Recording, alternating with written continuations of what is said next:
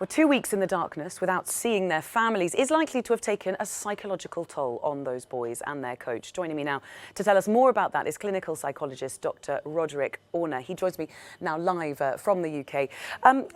Dr. Orner, rather. So far, we've heard reports that the boys inside that cave have been remarkably calm. You know, we've seen smiles from them coming out from inside that cave. But this is likely, 2 weeks inside there for young boys. What kind of psychological impact might that have on them?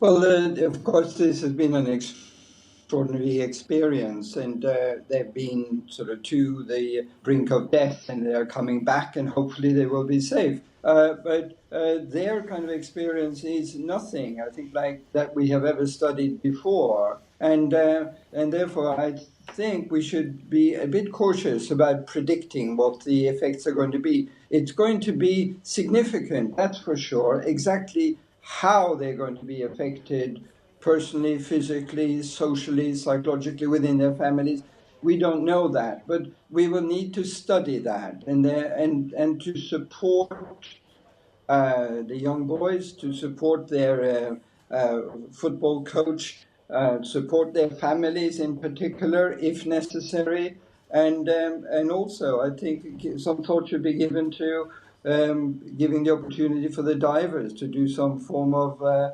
post-incident review.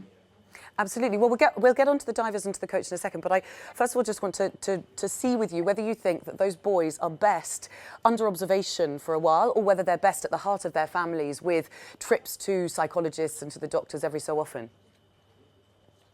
I think it would be rather sad if suddenly there was going to, we've had an influx of divers who come and done a very professional job. If we're now going to see a sort of an invasion of psychologists and psychiatrists who are going to help these families and the young boys, that would be a tragedy. It would be what is really called for is an opportunity for calm routines to be re-established.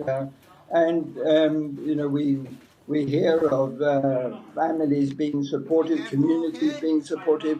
That's what's important, and we should largely leave these young men and the young boys and the families to re-establish their routines as quickly as possible, but observing and monitoring from a discrete distance, and be respectful of of what it is, the transitions they have to go through. And I think it's really important to consider that, whatever the reactions are going to be, that these are not entirely pathological reactions. These are adaptive reactions to what has happened to young boys who have been under extreme stress. And we should just give time for these reactions to emerge and for the families to gather around, and we'll see how they develop. And then maybe at some later stage, for some, they may require some professional help.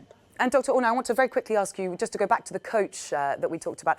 He has received letters from the parents of the boys saying that they do not blame him. But what do you think he will be feeling? What sort of psychological trauma will he be going through, as well as what the boys are suffering?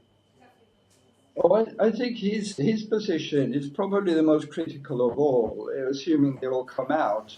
And there are things that, as the person who is responsible, presumably for the group when they went into the cave, his position is going to be very, very precarious. And I think if there's anyone who is intended to be